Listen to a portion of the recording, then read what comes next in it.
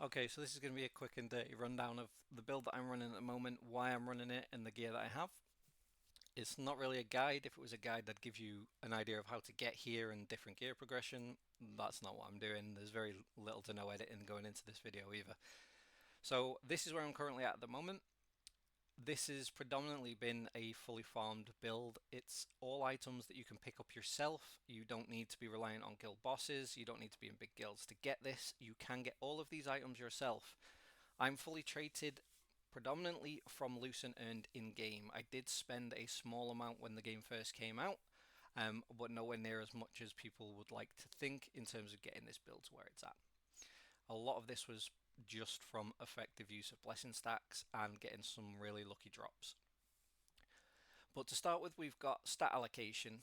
We're looking at 70 perception because we want the attack range at 50, the hit chance at 60 and 70, and the CC chance. These are all significant for our build because the main thing that we're looking to do is set up those big sleeping gauges.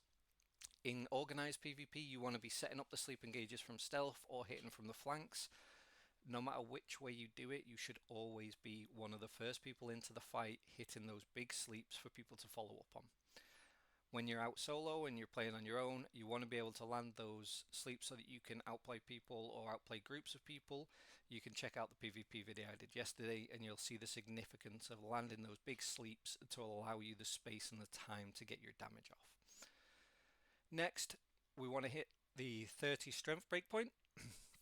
The reason we want to hit this is max health being the king of defensive stats. If you can push this higher, then great, it's one of our most effective damage stats, but ultimately 30 is the minimum that you want to get to on strength. Dexterity and wisdom are negligible.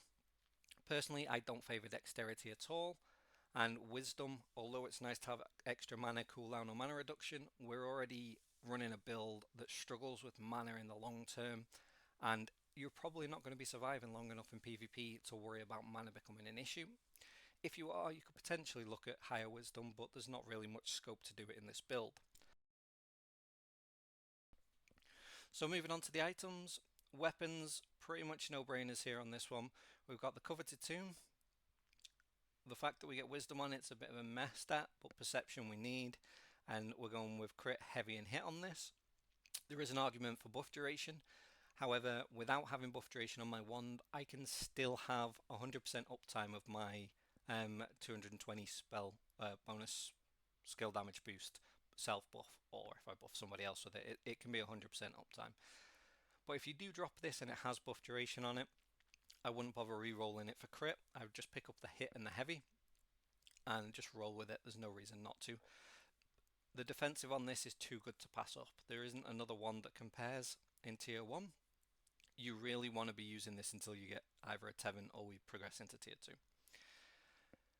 With the daggers have the 25 base damage for 3 seconds when you roll or when you use Shadow Step or when you use Moonlight from your dagger skills. This is something you really can't underestimate. I was running with different daggers originally because I thought I'd be able to get just as much value out of having a higher health pool, but the reality is that damage wise, nothing compares to these daggers, and you will keep them most of the way through tier 2 as well. With these again, you want heavy attack, hit chance and crit. Moving on to the armor pieces, what we're looking to do with this build is get as high ranged and magic evasion as possible. I know a lot of people are focusing very heavily on melee evasion because they want to be able to avoid the great sword and shields, or the great sword daggers, but the reality is you will not avoid them. You will not get your evasion high enough to avoid them, and all they have to do is stun you and they will kill you. Even with a CC break, they will be able to re-stun your break, and you are 9 times out of 10 going to die unless you outgear them significantly. The only thing that will save you is them messing up their combo, somebody peeling for you, or you surviving because you have enough health or you managed to get your shield or barrier up beforehand. Ranged evasion and magic evasion are by far our best defensive stats, second only to health. So the main thing we're focusing on with armor pieces is getting our magic hit chance as high as possible, and also getting our evasion on ranged and magic as high as possible. With that in mind, I've gone with Heroic Hood of Resistance. It's got hit chance, max health, ranged and magic evasion on the traits. Again, for the heroic garb, perception, max health on the item, fantastic. Ranged evasion, magic evasion, and max health. The boots, phantom wolf breeches. Perception has been big for me to get that breakpoint. You can do it without, but you'll lose the 40 strength. And again, magic evasion, ranged evasion, and max health. You can go with the heroic trousers of the resistance as a replacement for these if you'd rather it. Some people do prefer them. I got these as a drop, so I just rolled with it. Glade Stalker boots, hit chance, max health, and a max health trait. These are the best blue boots that we could pick up, and there are no epic boots currently that you would want to replace these with in your build. Definitely worth picking up, definitely worth using, and you will hold on to these for a long time. The Executioner's gloves are the interesting piece in this set. We take these predominantly for the perception to push us to that 70 breakpoint, but also for the attack speed. If you didn't know already, attack speed influences your animations. So your cast animations on Magic Circle, on Decay and Touch, that small stutter that you have to get off before you cast it, are all affected by attack speed. That's the reason why we pick this up on the gloves and also on one of our accessories. Moving on to the accessories, we take the Tapestry Mantle because of the evasions. It is hands down the best evasion cloak in the game. You will use this pretty much for the rest of the game. Once we get into T2 accessories, there are arguments for replacing this with some equivalents, but it's so far down the line, this is a solid investment. Consistently across our accessories, we will have the same traits now, both offensively and defensively. So we will either have skill damage boost or skill damage resistance, max health, and either debuff duration or buff duration. Buff duration, again, getting it up to that 53% will allow you to have a 20-second duration on your damage buff with a 19.6-second cooldown in this current build. That allows you to have 100% uptime. Debuff duration is phenomenal for us because it increases the time on our curses. The longer that our curses run for, the bigger the explosions we get on Curse Explosion. But these stats are pretty much the same for most builds anyway. There's very few that will deviate from this. We have Clasp of the Conqueror for the neck piece. Again, strength and perception, ideal for us.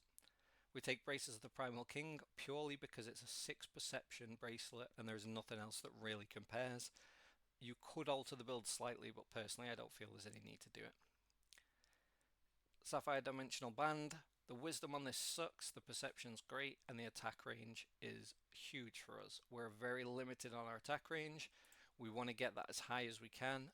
15.91 being pretty much the highest you're going to be able to get in Tier 1 until Tevent, but that's then going to go up closer to 19 to 20 meters, at which point you get a lot more breathing space to be able to cast and set up your dots before you do your sleep bombing. The Alabaster Band, again, attack speed and strength on this, allowing us to hit that strength breakpoint.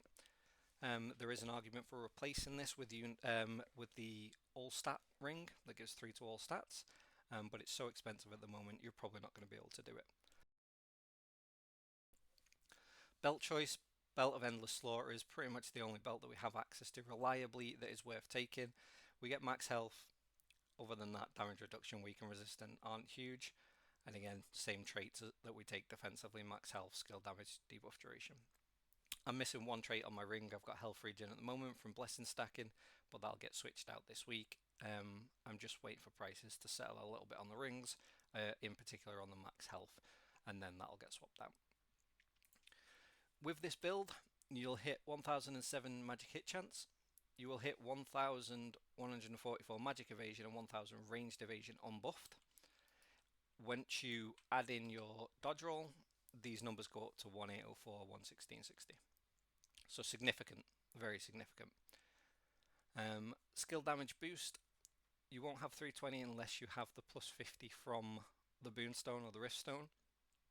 But what you will get is 270 with your daggers equipped, and I think it's 260. Yeah, 260 with your wand equipped, and then skill damage resist of 240.